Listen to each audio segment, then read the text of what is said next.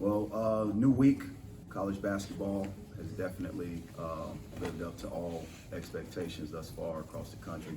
I think there are several feel-good stories that any of you could find and write about, specifically dealing with our program.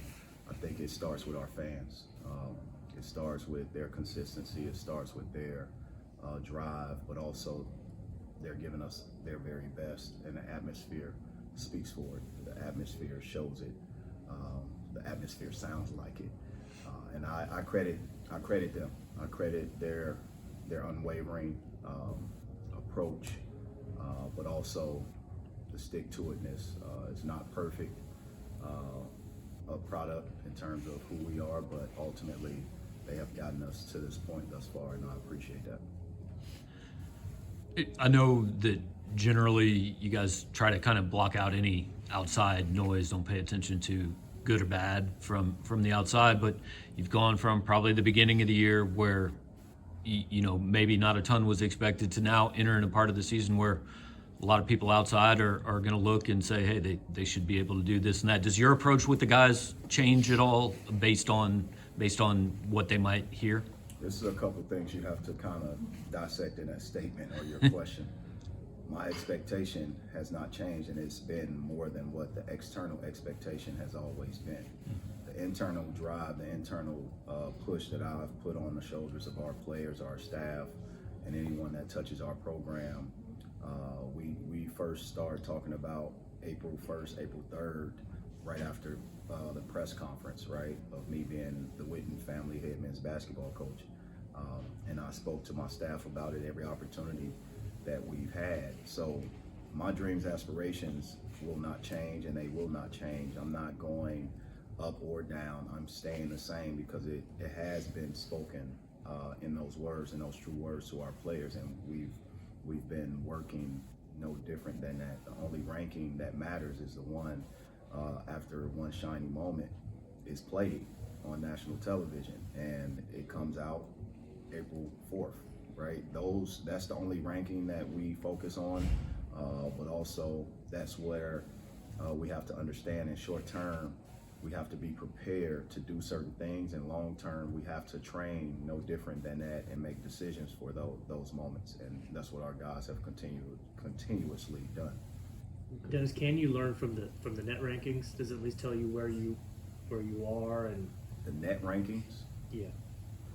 Analytically, I think everyone across the country is trying to still figure out the net ranking, right? Mm-hmm. I think you're getting more educated each and every week, but also each and every year that it has been presented. As it relates to the staff, we don't talk much about it.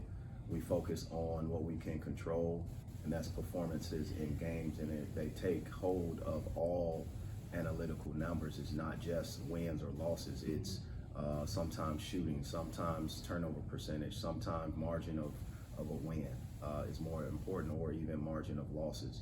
I think we have to continue to dial in to our players and not approach it where that is part of what their thinking is. They have to play the game.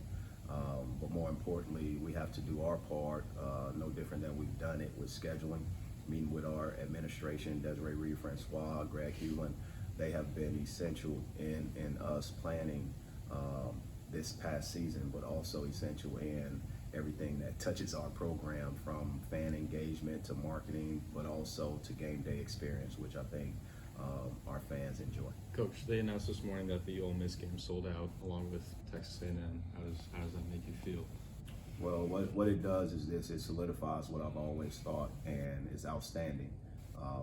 Last game we announced a sellout during a sellout, and you have to understand the magnitude of that. To say that we've had every Saturday game sold out in our SEC season, no one would have thought that such would be done or accomplished. But when you dream big and you go out and give your very best, anything's possible. What it says is that we have people behind the scenes in every department, not just men's basketball, but collectively in our department, in our ticket sales, in our administration, in our TSF, in our, we got, it takes a village. It's not just Because Dennis Gates is here, we have unbelievable employees. We have a great department that will continue to grow, but also we have great coaches, and it's just not with myself. It's not just with football with Eli. It's not just with Robin,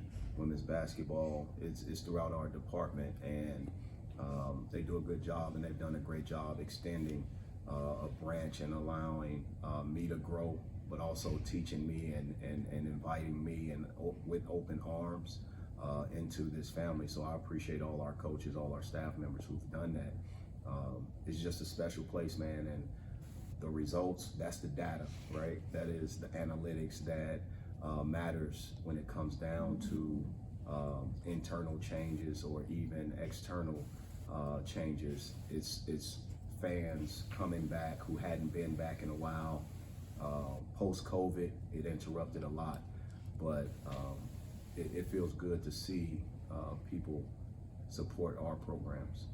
Guys, headed into February, just how much more competitive are you expecting things to get as a lot of these teams are looking at these games as must-wins?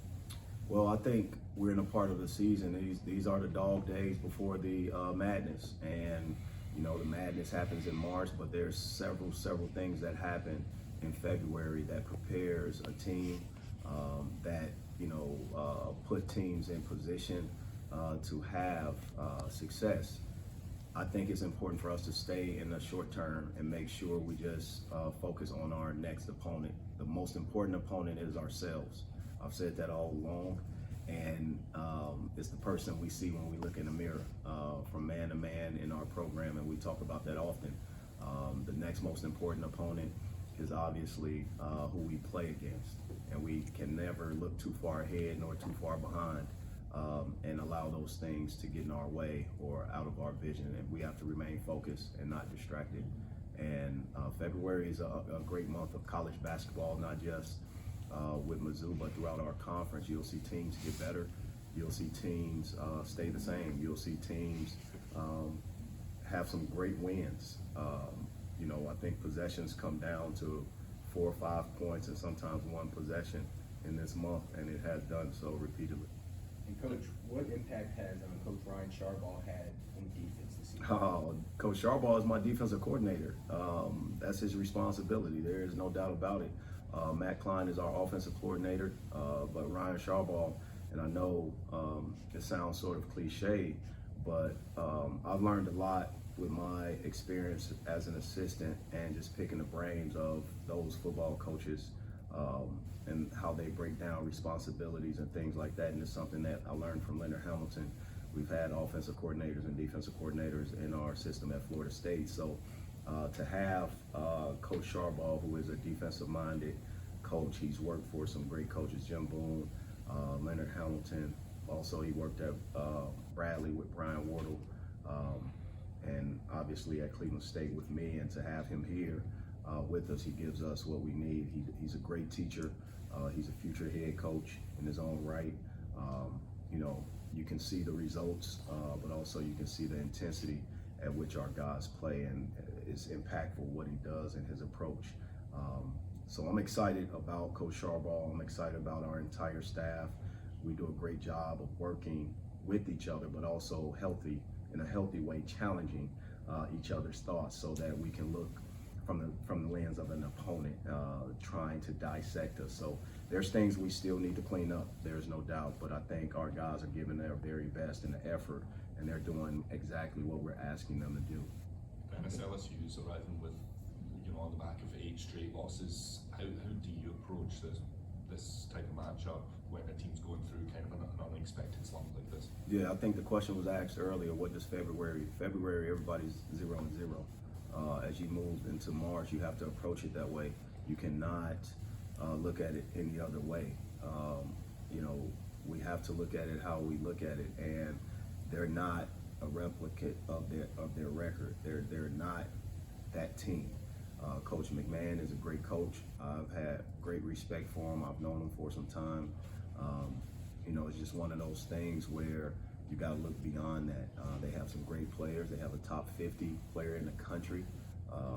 There's no doubt, they're coming in and they're not looking at their record. They're trying to win a ball game, and we have to focus on the things that gives us an opportunity to win a ball game as well. Dennis, when you put this roster together, of all the new guys, Nick was the only one that had played at the quote-unquote high major level. I'm sure it's different with every guy, but were there certain qualities that you go out looking for, saying this is going to allow a kid to translate what he's doing at that level to this one? You know I can't give all the secrets out, man. You know that. Just maybe a couple. You know that. I can just talk about the guys that played for me. You know, specifically Ben Sternberg. I thought Ben's infectious personality allows him to change a room, change the climate of a team. There's a lot of great days in a season, but there's a lot of days that's not great, not so great during that season as well. So who has that impact? Who has the leadership qualities? I think you guys can log on to his YouTube channel and figure out how he has impacted our locker room in a great way, and he connects everyone. Maborme Jacques, the same exact way. These guys have come into a program, but also into relationships and friendships where they could, you know, sort of transcribe or even interpret my language to their teammates. And I think that's helpful, especially when they know the environment that I'm trying to build. You know, Trey Gomillion the same way. Coach Gomillion is a great representation of the type of student athlete we want to continue to bring in our program. Someone that sees the game with his view, but also someone that loves it the same way. I think his passion speaks for itself. His passion rubs off on our fan base. If you're watching a game, he jumps out of the screen, but if you're in here live, you can really feel his effort, and sometimes that can give you chills, right? You see him active, although he hadn't played. You see him active in our huddles. You see him making suggestions. You see him, how he's able to really move a team in his own right. Demoy Hodge, I said all along, we need a guy that can be all defensive team, and that's one of those guys who can be SEC all defensive team or SEC defensive player of the year. I think he does a great job in his own right. Just being as active as he is, a great defender, a guy that plays with energy, but a guy that can also make shots with the best of them. You know, those things matter. I think you have to understand the lens of a team's personality, but also the lens of a individual. We just have a lot of guys that's able to sacrifice their individual goals, and there's no progress without that sacrifice. And I thank our team tremendously. And I can't continue to say the words that I need to say to them. That's why I try to show them as much love as possible for adhering to our core values: friendship, love, accountability, trust, discipline, unselfishness, enthusiasm, and toughness, the way that they have. One last question. Coach, when you look back at the Iowa State game, I know you said you didn't feel like the team played very well. What are some of the things that you think the team can do a better job of, especially moving into the second half of conference play? Well, the things that I thought stood out in that last game was, you know, we pulled up a little bit, and I don't think that when I subbed guys in or out that we were gap free. We ended up having some gaps in our intensity that I saw. In terms of watching a game from the sideline, you have a responsibility before you sub in to see what the flow is, and now if that part or that ingredient is taken out, you should be able to morph into, because we have players full of versatility, you should be able to morph into that piece of the puzzle that keeps us going. And I didn't think we did that well.